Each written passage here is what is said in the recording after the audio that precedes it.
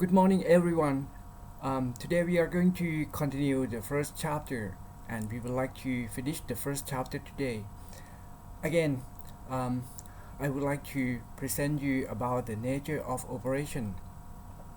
Last week we have already discussed about the production system, which consists of input, transformation system, output, monitoring, and control. These are internal element of the system, and we have already discussed that the environment is the external element of the system. Again, today we are going to focus on the output. As we already discussed, the output consists of two types. The first one is service, and the second one is product. The difference between services and product are the service are abstract, non-physical, so you cannot touch, you just feel. And for the product is the physical good, right? Then you can touch, you can use, you can consume. Okay? So these are the difference between these two type of the output. And we would like to explain more about the services and product. Here is the table that summarizes the main difference between these two. Okay, and please highlight this slide. It's supposed to be appear in your midterm exam. Okay, so the first characteristic that make differentiate between product and service is tangible for the product, but for the service, intangible. Okay, again, I have already told you. But for services, okay, the customer always involved in when you give the service. So extensive customer contact or extensive customer participation is always involved. But for the product, maybe you have to produce the product and then you sell the product to the customer. Okay, so minimum customer contact and minimum customer participation, right? These two. And for the product, you can delay the consumption. Okay, customer buy the product from you, and then they will use it or they will consume it later, whenever they want. For the service, customer always consume immediately. And for the product, it is equipment intensive. You have to use a lot of equipment to produce the product. But for services, you need to have the labor to provide services to your customer. That is labor intensive. And the product, the quality is very easily to measure. Like you may measure the width, the weight, the length, things like that of the product. Okay, so for normally the product we have the specification, and then whenever you want to measure the quality of the product, you use the quality, the specification as the mean to measure it. But for the service, it is very difficult to measure. Like you want to measure customer satisfaction, normally it will go through their customer survey, or sometimes if you want to measure the customer service, maybe you can measure the number of customer coming back to your store.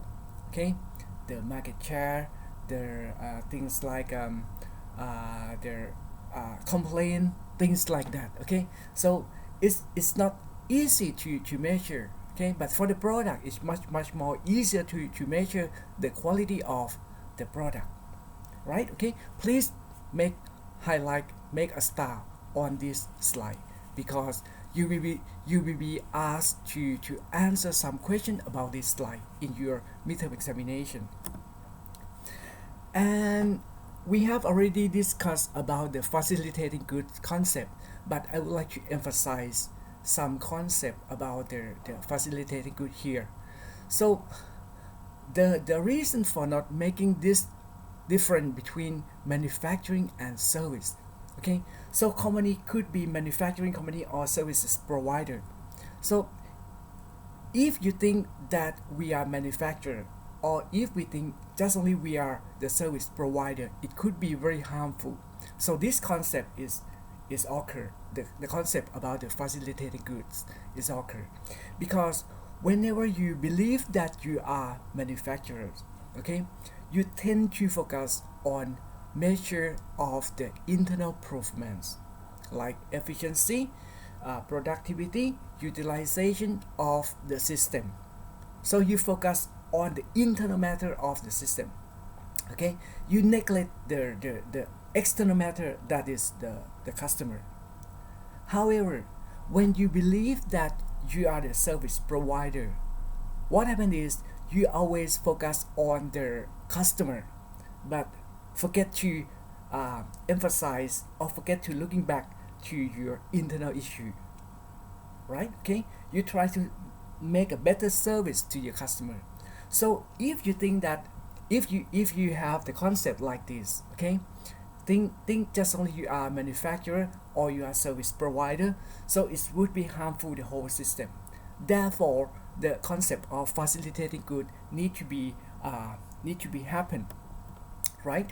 Okay, so this concept advise the company to consider themselves as both internal and external issue.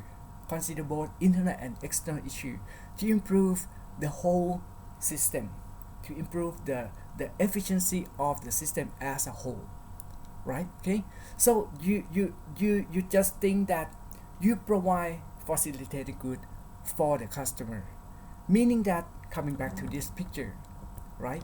Meaning that whether or not you are the service provider or you are a manufacturer, you need to make a service, give a service to your customer, whatever, right? Okay, at least you need to provide service to customer. But actually, if you are a manufacturer, okay, you need to provide something more, that is facilitating goods. Therefore, in this case, you need to focus on both internal and external issue of the system, right? This is the basic concept of the facilitating good come from. Otherwise, if you think that you are a service provider, you just focus on the service, you forget to look at the performance of internal system, that is internal to the system. But if you believe that you are the manufacturer, you just focus on the output. Okay, sorry, you just focus on the internal issue of the system, right? You just focus on the process, okay, and you forget to look at your customer. Okay, so this concept will help you to mitigate that issue, right? Okay, another concept that you have to study is about the commodities. Last week we have already talked about the commodities, but here we are going to discuss again about the commodities. Okay, so the commodities are outputs that have become standardized. This word is very important, standardized output, and nobody perceives the difference between different offering. Okay, different offering. So it means that this product is standardized product, and wherever you buy it from, it is the same in terms of quality. So if this is the case, if you want to compete in this category of the product, what you can do is you have to reduce the price, okay, or improve the service, right? Okay, so the commodities, okay, could be fuels. Okay, when your car is the fuel of your car is quite empty, you need to go to the petrol station. Okay, you can see that different brand of petrol station give you the same fuel, PTT, Esso, Shell, things like that. In your thinking, okay, they provide the same product, but what they try to compete is not in terms of price, because if you reduce price, everybody will reduce the price, right? It's not work if you sell commodity by reducing price. So in this case, what you need to do for the commodity is not to compete in terms of price. You need to compete in terms of the services, like provide good toilet, a good malls that customer can visit and buy something, okay, from the service express, something like that. So this is the way that we can manage the commodities. And the concept of commodity is like this, okay. We go to the economic offering. This the people who classify the service offering are the Pine and Gilmore. They classify service economic offering into four types. That is commodities, good, service, and experiences. Okay, so these are very important concept about the commodities. So please have a look at this one. For the commodities, the first economic offering, going to this picture, this one, commodities, goods, services, and experiences. Okay, this is the low customization, high customization, low commoditization, and high commoditization. So we move this way, right? We move this way. So the first economic offering is the commodities, or the first economic offering. We grow and harvest coffee bean, right? Okay, economic offering. I will give you example like coffee bean, that is commodities, right? Okay, and it's come from natural. The characteristic is natural, the main characteristic, right? Okay, the first one is coffee bean, commodities.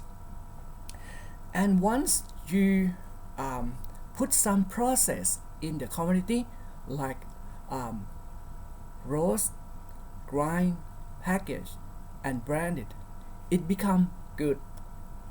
Here, move downward here. Okay, good. Okay, this brand coffee, and it's changed from natural to standardized. This is good, standardized. And then moving to the next step, the tangible characteristic of good were combined with intangible benefit to create services like brew and sells a cup of coffee to provide service. Here, this is commoditized. Okay, we call it commoditized or services, right? Okay, so you sell a cup of coffee, this is service. And then the last one, the services are evolved into experiences. You need to engage with customer and provide memorable events such as 5-star hotel stay experience. Here. So customization would become personalization. So here you get experiences. So what is the main difference between service and experiences? For service, you just give the standard cup of coffee. Okay, you don't pay much attention about the customer preference. But here, in this one, you know that this guy like 1 teaspoon of the sugar, so you put 1 teaspoon of the sugar. This guy like to have 2 teaspoons of the coffee made. You put 2 teaspoons of coffee made. Okay, you study the customer. You know what they like, what they want, and then you put that in, and customer will become memorize your service. Okay, so these are the different. So we use the different word between service and experience. For service we use commoditization, right? But for experiences we use the word personalization, because we do what you want exactly. Okay, but this one we provide standard service for you. But here, okay, we know that you prefer something, and then we serve the thing that you like. Okay, so please pay attention to these 2 or 3 slides. This one, commodities, good, service and experience, and then this picture, and then this table. In the midterm examination, I may use some example and ask you to classify which one is this one. Okay, so for example, maybe I will say that if I sells a cup of coffee to the customer, okay, so what stage of the economic offering that I'm providing to the customer? You have to say commoditized or service, like that. Okay, very easy, but you need to study first. All right, and then moving to the next concept about operation activity. So the operation activity include both activity related to the production system and a variety of other activities. This means that the whole system could be considered as the operations. Like you may say that, okay, shipping and distribution are sometimes considered as a marketing activity and operation activity also. Okay, so everything could be operations, but operation are the heart of the company. Operation are the value added activity of the company. Just remember, just try to think about the previous lecture about the concept of operation. The next one is the functional organization, the concept of functional organization. Normally, one organization could be divided into several hierarchy, like this one. Okay, this is the concept of functional organization. You got CEO, you got vice president in marketing, vice president in operation, vice president in finance, and then you got general manager in marketing, in operation, and in finance, and then you got the worker here, right? Okay, so employee at any level are coordinated by having common supervisor, right? Okay, this one, employee have common supervisor or common boss, because you focus on the function of each department, right? Here, and here, finance, operation, and marketing. The supervisor control information that is shared across the group.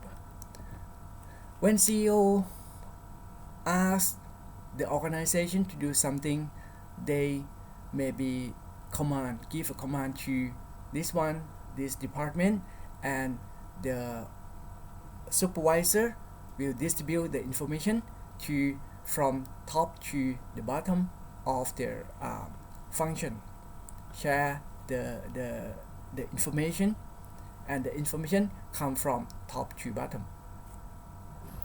And then supervisor also resolve problem that arise between group. If you have some problem, the supervisor will discuss with each other, okay, or this one we discuss with each other, and then try to resolve the problem. These are the picture of the traditional functional organization. So we can see that each department will have their supervisor, and they are focused on their own function. They try to achieve their goal, and sometimes the goal of one department may be conflict with the goal with the other department. So, and because of that, they not cooperate with each other because they have the department barrier, right? Okay, they have the barrier between department. So this is the thing that happened in the traditional organization, functional organization. So this concept, okay, so the concept of value chain was developed by Porter from Harvard University. The concept is the way to improve the coordination among various functional groups. It emphasizes the organization as a system of independent activity that create value for customer. Okay, it provide a coordinating mechanism for linking sequentially related organizational activity. Here, from this, the previous one, they put the arrow, okay, the arrow here. This is the value chain concept, and the value chain concept break the barrier between the department, break the barrier between department, and ask them to cooperate. Okay, by thinking that the next department that you provide service to them is your internal customer, right? Okay, so here the concept of internal customer is the concept of value chain. Okay, this one, value chain concept, and then the internal customer. Let me explain. Okay, suppose we have two departments, production department and maintenance department. Their goal may not be the same. For the production department, they are thinking about the highest resource utilization.